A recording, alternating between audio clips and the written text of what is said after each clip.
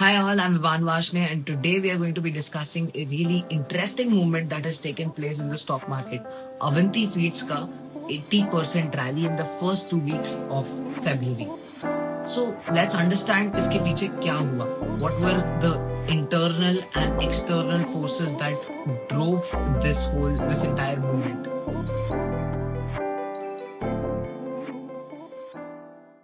So moving right to the presentation, Avanti Feeds का 80% rally decoded. Let's understand क्या हुआ है exactly. Let's decode this. First, let's see the chart. So this is our Feb का first day. ठीक है, this is a daily candle. हम directly chart ही खोल लेते हैं. Why not? This is the daily candle. And by the way, ये जो अपना Avanti Feeds है, this is not only at its 52 weeks high. ये अपने all time high पर चल रहा है 1424 rupees. ऑल टाइम हाई पर मल्टी डे विनिंग स्ट्रीक है. 80% का रैली है इन फरवरी ये महीना. यहाँ पर अगर हम देखें तो this is the candle of our Feb first.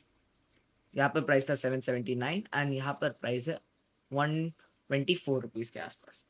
And 82.62%, 80% का growth in just 10 bars. 10 bars मतलब 5 days ऑफ 2 weeks, तो 5 2 वीक में 80% का ग्रोथ बहुत ही क्रेजी है for a big company like this. Avanti feed का करंट वैल्यूएशन होएगा अराउंड $2.5 billion, मतलब 20,000 करोड़ के आसपास होएगा. Right, and you see the volumes are exploding. हम एंड में जाकर ये भी समझेंगे कि टेक्निकल एनालिसिस में कहाँ कहाँ बाई आया था, बट पहले हम डिकोड करते हैं इसका actual reason. So reason number 1, दो रीजन है इसके. Reason number 1 is the third quarter reports of FY26 that it had presented final दिसंबर तक का. और वो रिपोर्ट में बहुत ज़्यादा माइंड ब्लोइंग फैक्ट्स नहीं है, बट एक समरी देख ही लेता है. There are some things that has definitely affected the growth of definitely affected the operational efficiency of the company. ठीक है, तो अगर हम देखें यहाँ पर रेवेन्यू was 1383 करोड़. ठीक है, which was pretty much flat year on year. हम क्वार्टर ऑन क्वार्टर इसलिए नहीं देखेंगे बिकॉज अवंती फीड इज मतलब इट्स अ सीजनल बिजनेस. तो कुछ महीनों में बहुत ज़्यादा बेचता है, कुछ महीनों में कम बेचता है. सिमिलरली आप अगर कपड़ों का कंपनी देखो तो उनका सेल फेस्टिव मंथ्स में बहुत हाई रहता है. एजुकेशन कंपनी देखो, एडमिशन मंथ्स में बहुत हाई रहता है इनका सेल्स. राइट, तो सिमिलरली ये भी एक साइक्लिकल बिजनेस है, अलग महीनों में अलग टाइप का होता है. तो हम वाई ऑन ईयर देखते हैं. So we will compare this with the quarter third of FY25. Now good thing here is not a good thing for the company, but for us to analyze बहुत easy कर दिया है. हमारे पास एक benchmark है because there is 1.31%, मतलब बहुत ही फ्लैट था रेवेन्यू का growth. There was no growth, मतलब सब्सटैंशियल ग्रोथ, 1% का ग्रोथ, फ्लैट रेवेन्यू था. ठीक है, तो हम FY25 के क्वार्टर थर्ड को एज बेंचमार्क ले सकते हैं. The summary says that net profit now, अच्छा रेवेन्यू फ्लैट रहा बट प्रॉफिट जो है वो 16% से बढ़ गया. कुछ तो हुआ है ना. Why is the profit margin why is the profit margin increase so much. 16% से प्रॉफिट्स बढ़े. ठीक है, 140 करोड़ था क्वार्टर थर्ड ऑफ FY25 में, बट 26 में वो 163.89 164 करोड़ का हो गया है ना. Another thing you can notice on a Q on Q basis is that 14% drop in the revenue definitely, but the drop in profits were not high. 3% है ना, काफी छोटा सा ड्रॉप था. सो हम directly operation margin and everything was flat 1% 1.5%. So let's just directly open the quarter third के reports.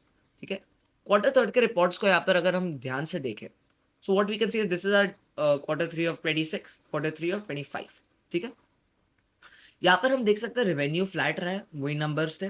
But what happened was profit for the period ये 163 करोड़ बढ़ चुका है, whereas this was 141 crore. Profit revenue almost similar, 20 crore का difference है the revenue, but profits have increased by what 22 crore या 23 करोड़ का profit increase हो चुका है. ठीक है, एंड इट्स नॉट, मतलब आप समझो फ्लैट रेवेन्यू प्रॉफिट ग्रोथ है ना, top line bottom line. Let's move to why this has taken place. Profit margin इतने बड़े क्यों हैं? Let's understand why. The answer for why is two things. एक तो इनने सेगमेंट में ग्रोथ लाया और दूसरा इनने कॉस्ट इफेक्टिविटी बढ़ाई अपनी. पहले चीज देखते हैं सेगमेंट के ग्रोथ. इनके यहाँ पर 3 बिजनेसेस का सेगमेंट मैंने देखा रखा है. ठीक है, श्रिम्प हैचरी को हम कंसिडर नहीं करेंगे एक 1.5-2-3 करोड़ का ही देता है ये रेवेन्यू, तो इट्स barely एनीथिंग। पावर वाला सेक्टर इनके हमेशा स्टेटमेंट्स में मेंशन रहता है बिकॉज उसमें कुछ रिटर्न्स लॉस पे चलता है, but that also does not give any revenue, it's zero revenue, in fact not even a few lakhs, zero revenue. Let's just consider ये हमारे मेन दो है, ठीक है। इसमें shrimp feed is the main business, क्यों? बिकॉज दिस गिव्स मेजर, मतलब आप समझो 26 में 1350 1300 कितना हुआ, 1380 करोड़ का रेवेन्यू हुआ, जिसमें से 950 करोड़ श्रिम्प फीड ने दी। This is the main business. Issue with the main business is it fell by 9%, ठीक है। It fell by 9%। पहले 1040 करोड़ था, अब 950 और 940 करोड़, तो 9% का ड्रॉप है, ठीक है। मार्जिन हैव रिमेन स्टेबल, ठीक है। हम अगेन स्टेटमेंट पर आएंगे, but margin have remain stable, profit का परसेंटेज उतना ही रहा है, ठीक है। वेर एज प्रोसेस्ड श्रिम्प पर जाए, this has been the star performer, ये मेजर प्रॉफिट्स पे गेम खेला है, मतलब मेजर प्रॉफिट्स को कंट्रीब्यूशन दिया। वाई? बिकॉज एक तो इसका रेवेन्यू भी 37% बढ़ा है, विच इज फिनोमिनल, है ना।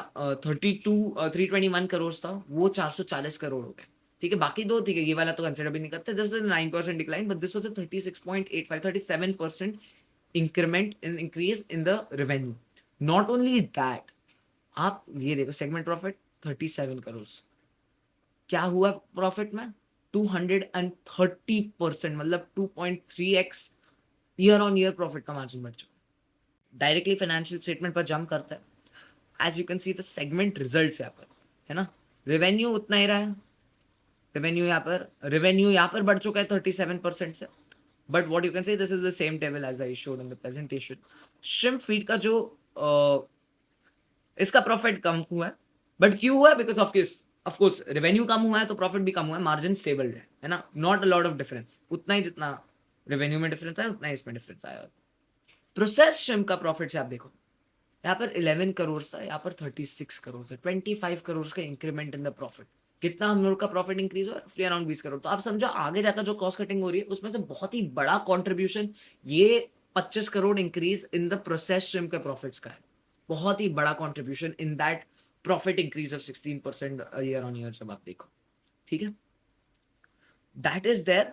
तो सेगमेंट ग्रोथ में process shrimp has grown, and मैं इसका रीजन भी बताऊंगा। प्रोसेस श्रिम्प में रिसेंटली बहुत बड़ा चेंज आया है at a macro level, that has caused this to take place, ठीक है। Second thing is not a huge contribution to the profit, but still fine. Material cost went down. Material cost went down by 4.5%. ये मैंने screenshot directly financial statement से उठाया।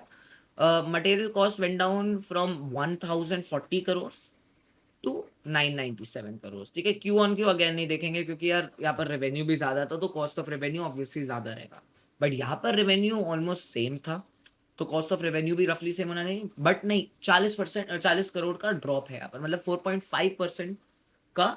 Even though यहाँ पर in fact 20 crore revenue बढ़ा था, देयर वाज अ वेरी, जैसे हमने डिस्कस किया 1.31% का increase in the revenue, but cost of revenue went by 4.5%। Cost of materials consume, not exactly the entire cost of revenue, but the cost of materials consume went down by what 45 crore, है ना। तो 4.5% का एक year on year drop देख सकते हैं, fall देख सकते हैं, विच इज गुड। कॉस्ट के केसेस में हमेशा ड्रॉप इज गुड, क्योंकि क्या है ना, मतलब प्रॉफिट मार्जिन के लिए आप दो ही चीजें कर सकते हो प्रॉफिट को बढ़ाने के लिए। प्रॉफिट इज क्या? Selling price minus cost price.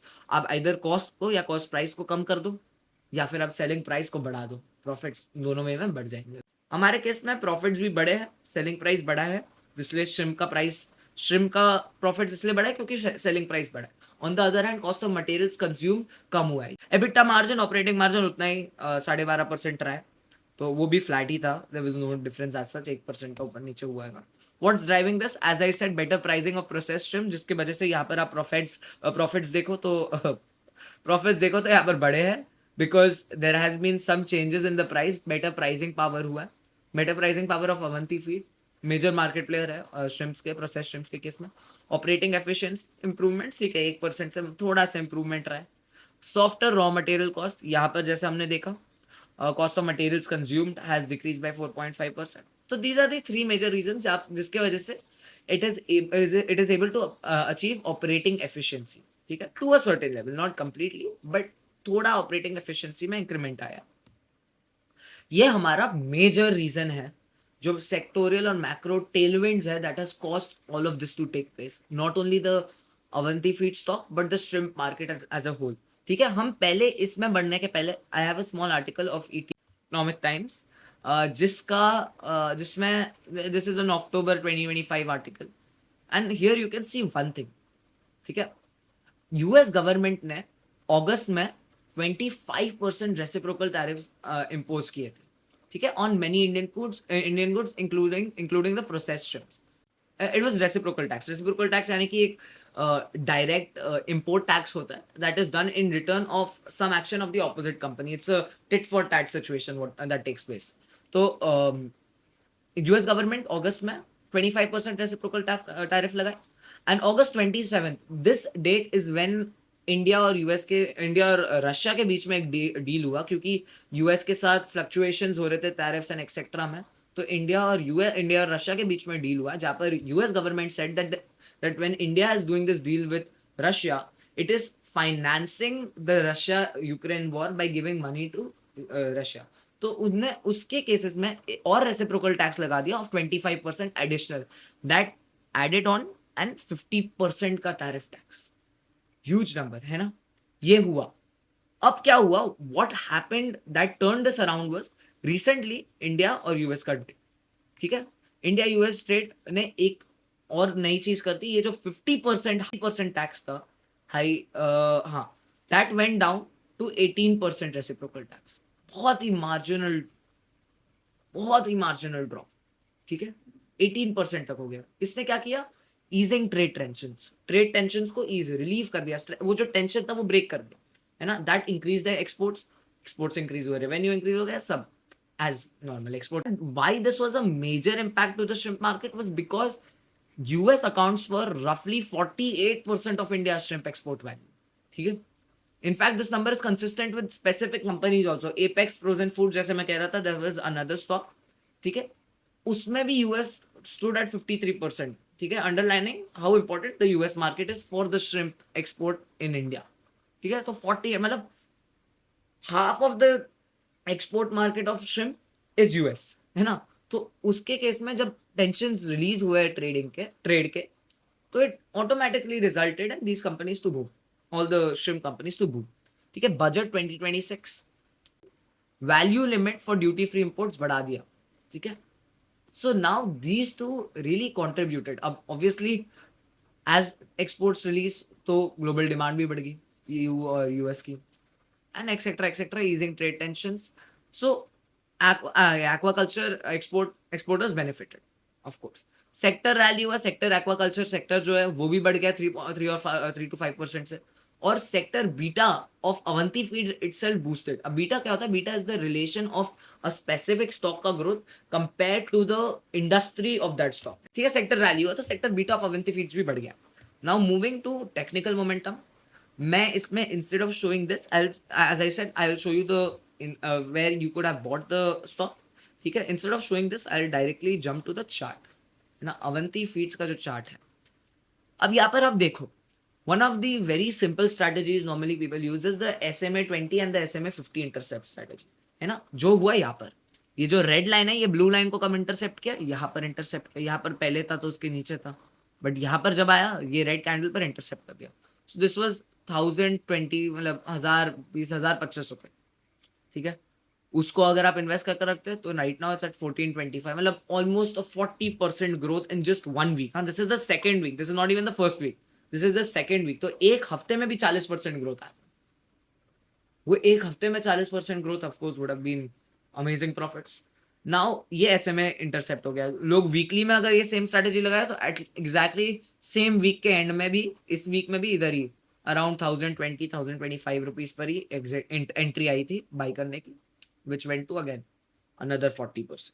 ठीक है, डेली कैंडल्स में कंटिन्यू करें हम देखना, तो जो MACD है, MACD ने तो और भी जल्दी बाय दे दिया था। MACD बहुत जल्दी बाय दे दिया था। MACD के बेसिस पर चलते आप तो यहाँ पर इंटरसेप्ट आ गया था, तो यहाँ पर कोई बाई करता, it would have been amazing, right. 800 rupees, अब 1400। एज आई सेड, वही उतना ही अराउंड 75% प्रॉफिट हुआ है यहाँ पर उनको। या जो सेफ है वो देखेगा क्या कंप्लीटली इंटरसेप्ट हो गया, तो वो यहाँ पर 950 पर खरीदता। अगेन 50% प्रॉफिट के आसपास हुआ है।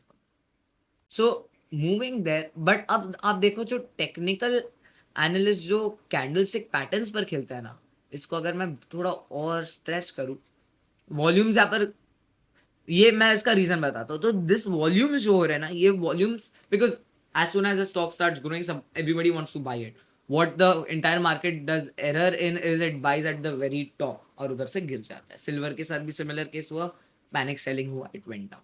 Similarly here if you see, यहाँ पर volume crazy, volume crazy, volume crazy, at an average also volume comparatively बहुत हाई रहा है ना, it has always been very high.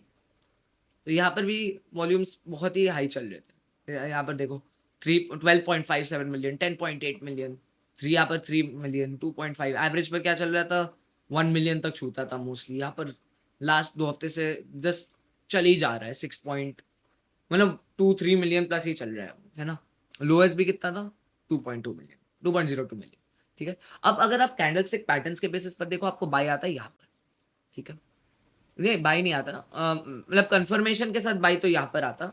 But what happened was this ये जो एक छोटा सा हम लोग को दिखा क्या डाउन जा रहा है स्टॉक, जहाँ पर ट्राई भी किया बुलिश ने फाइट करने का, but it just went down. इधर से पकड़ लिया बेयर्स ने इधर से पकड़ लिया एंड इट वेंट डाउन.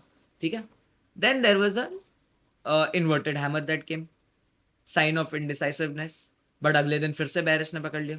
अब आया डोजी, है ना. डोजी आया, this doji is in a two, अगर टू कैंडल पैटर्न देखो तो this is a bullish harami also, है ना. ये डोजी भी है और बुलिश हैरमी भी है, तो साइन ऑफ इनडिसाइसिवनेस. नॉर्मली क्या करोगे, इधर बाई कर लोगे. ठीक है. So a confirmation signal comes here, आप बाई कर लेते हैं. जो बहुत ही सेफ कहते हैं उनको लगेगा ये डोजी है. ये एग्जैक्टली डोजी नहीं है, because there is a distance between the opening and closing price है, थोड़ा थोड़ा सा एरिया है उसका, तो ये डोजी नहीं है. यहाँ पर बाई कर सकते हो. जो बहुत सेफ खेलेंगे वो रुकेंगे, वो इधर भी नहीं. इधर आया एक और, इधर आया इनगल्फिंग, बुलिश इनगल्फिंग, फिर बुलिश हैरमी आया. ठीक है. फिर इधर आया, वो लोग इधर खरीद लेते. ठीक है. जो एमएससीडी फॉलो करते हैं और ये फॉलो करते हैं, दोनों मिलाकर आइडियली इधर बाई आ जाएगा 950. तो मतलब अगर आप different different technical setups use करोगे, कहीं ना कहीं इस एरिया में बाई आ ही रहा है, कहीं ना कहीं डेफिनेटली आ रहा है. तो इसका इसका क्या हुआ, इसके वजह से लोग बाई करना चालू कर दिए बहुत ज्यादा. अब मैं प्रेजेंटेशन पे वापस जाऊं तो मैंने यहाँ पर लिखा भी है, momentum play attracting breakout traders. जो ब्रेकआउट ट्रेडर्स है जिनको लग रहा था अच्छा यहाँ पर ब्रेकआउट होगा, क्योंकि यहाँ पर एक ब्रेकआउट पैटर्न आ गया, यहाँ पर ब्रेकआउट पैटर्न आ गया, यहाँ पर ब्रेकआउट पैटर्न आ गया, यहाँ पर हो गया ब्रेकआउट. इंटरसेप्ट स्ट्रैटेजिस्ट बोलेंगे कि यहाँ पर ब्रेकआउट करेंगे हम लोग, एमएससीडी वाले यहाँ पर या यहाँ पर बाई करते, तो हर कोई इस एरिया में बाई, इस एरिया में बाई हो रहा है. ठीक है. तो therefore what happened was, buyers बढ़ गए, और एज बाइंग होती रही है, बाइंग एक्शन की वजह से मार्केट और बढ़ रहा है और बढ़ रहा है और बढ़ रहा है और बढ़ रहा है ना. तो 3 to 4 कॉन्जिक्यूटिव अप सेशंस, उससे भी ज्यादा है ये तो, बहुत ज्यादा है. मतलब this are 10 up consecutive up sessions. अच्छा 1 2 3 4 5, these are 5 consecutive up sessions जो ये लास्ट वीक में हुआ है ना. That has also grown, as I said 40% का यहाँ पर भी ग्रोथ दिख रहा है हम लोग को. ठीक है. And lastly moving to what really happened here. ठीक है. Was it a revenue story? Not at all. Flat था रेवेन्यू. ठीक है. वॉल्यूम स्टोरी भी नहीं है. Margin mix play, margin mix play book guarantee. क्या हुआ, मार्जिन बढ़ गया, 16% प्रॉफिट भी बढ़ा, 228% प्रॉफिट ईयर ऑन ईयर बढ़ गया प्रोसेस शिप का. क्यों? क्योंकि प्रोसेस शिप में प्राइसिंग पावर आ गई, बिकॉज टैरिफ्स का रिलीव हो गया, ease of tension, trade tension. ठीक है. कॉस्ट कंट्रोल हो गया, 4.5% गिर गया कॉस्ट ऑफ मटेरियल्स, है ना. ऑपरेटिंग एफिशिएंसी, ठीक है, बेटा मार्जिन बढ़िया चल रहा था. Global demand, again tech sector Tailwind जो हमने इधर डिस्कस किया, ये है अपने सेक्टर टेलविंड्स, ये आ गए. This is what majorly benefited. इसके वजह से ऊपर के सारे चीजें हो गए, है ना. बेसिकली सेक्टर टेलविंड्स भी आ गए, तो सेक्टर टेलविंड्स ने not the financials, but it improved really much the market sentiments towards the shrimp stocks. यहाँ पर मैंने इसका एपेक्स का भी खोल कर रखा है. that is also, अगर आप यहाँ पर देखो तो इट्स अ 40% ग्रोथ, 40% ग्रोथ. यहाँ पर देखो 40%, अगर मेजर हाई पर ले तो 50, तो 40% ग्रोथ स्टोरी है 2 वीक में. So again that is the case. So this is the real driver. Obviously margin mix playbook है. Now what could go wrong, as I said cyclical business है. Quarter third का अगर revenue गिर गया तो may be थोड़ा सा face होएगा problem. There will be some stretch of time. जो स्विंग ट्रेडर्स है that they will exit that time. Feed segment pressure, main business under stress है. तो these are all risks. Again, raw material risk is a very important, rate पे highlight भी मैंने किया. बहुत ही ज़्यादा डिपेंडेंट रॉ मटेरियल पर है ना. कॉस्ट मटेरियल 4.5% से गिरा, तो अगर वो बढ़ गया तो फिर वो 12 से 13% वाला जो ऑपरेटिंग मार्जिन है वो सस्टेन नहीं कर पाएगा. एक्सपोर्ट डिमांड पर भी डिपेंडेंट है. इन्वेस्टर चेकलिस्ट हमने मेजरली सब चीज़ की बात कर ही ली. साइक्लिकल बिजनेस मैंने इधर मेंशन भी किया था. हाँ, साइक्लिकल बिजनेस है. These are our bibliography. And yeah, thank you. Thank you for watching the video. I hope you like the content I presented and the explanations I gave. I would love feedback on any aspect that I missed or that I should add in my next breakdown in the comments down below. I'll definitely take it into consideration because I myself am starting this journey as a newbie is what I would love to call myself. And therefore exploring these concepts for me also is the first time. I hope you like the content and please subscribe to my channel Ran Vashne and like my video if you found this video helpful. Thank you so much and bye bye.